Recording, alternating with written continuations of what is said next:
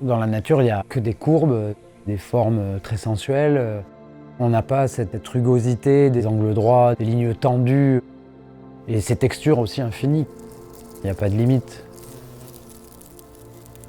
Ce répertoire de formes, il revient de façon très claire, quoi, et il est constant, quoi. Il est quelque part au fond de moi, quoi.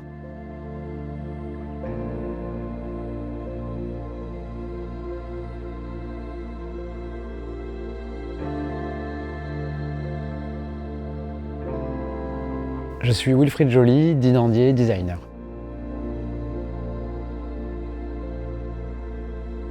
La dinanderie, c'est le travail des métaux non ferreux, l'argent, l'or, le cuivre, le zinc. Je pars d'une feuille de métal, d'une feuille plane, et ça va être un travail au marteau pour générer un volume dans cette feuille.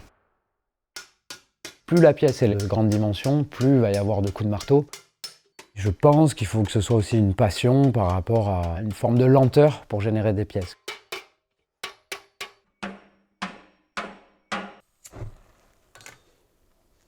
On recuit, on a une pièce extrêmement molle, malléable, et puis une fois écrouée, on a quelque chose de très très dur, de très costaud, quoi. Et ces deux états, c'est un petit peu magique, quoi.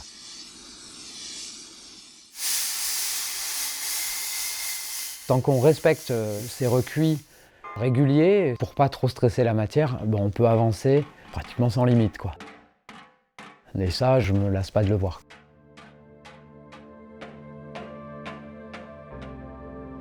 Dans mon rapport à la fabrication d'objets, je vais avoir une approche très instinctive parce que j'ai besoin d'avoir de la matière dans les mains et les outils autour et de questionner les deux, les faire se rencontrer pour arriver aux formes qui contentent mon œil.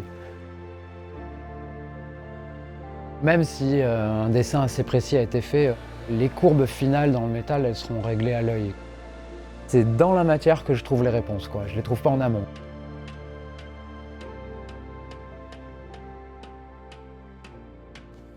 Depuis ma plus tendre enfance, j'ai toujours bricolé, j'ai toujours touché un caillou, un bout de bois. Ce qui m'a attiré d'ailleurs vers des études d'art appliqué, et j'ai croisé le chemin donc, de Roland Daraspe, un maître d'art qui m'a transmis tout ce qu'il pouvait. Gourmand de transmettre, et moi je pense très gourmand d'apprendre. Il m'a vraiment poussé à questionner les matières et surtout à oser, quoi, à ne jamais hésiter à rentrer dans cette matière, à la martyriser par moments. Et donc d'être curieux, ouvert et d'aller gratter à droite à gauche des techniques, des essais, des tests. Il faut, ouais, c'est ça, questionner tout le temps, quoi.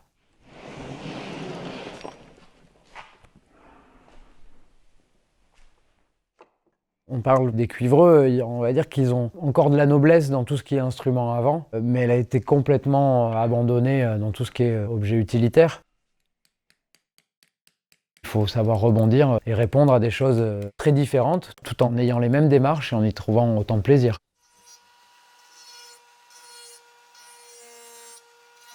Le métissage des matériaux, pour moi, c'est un axe primordial. On ne peut pas rester tout seul dans son atelier avec sa matière. Le fait de pousser les portes d'ateliers, de confrères ou de métiers complètement différents, on décloisonne, mais on ouvre le champ des possibles, de nouvelles créations.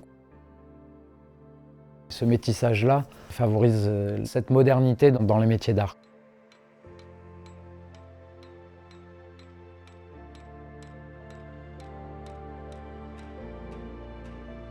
J'ai commencé par travailler du tout petit, du bijou. Et plus le temps passe, plus j'ai envie de changer d'échelle, donc aller vers des objets de plus en plus grands. Je ne suis pas à l'abri de faire entrer un tronc d'arbre entier dans l'atelier et des feuilles entières de métal et de générer de très très grandes pièces, quoi.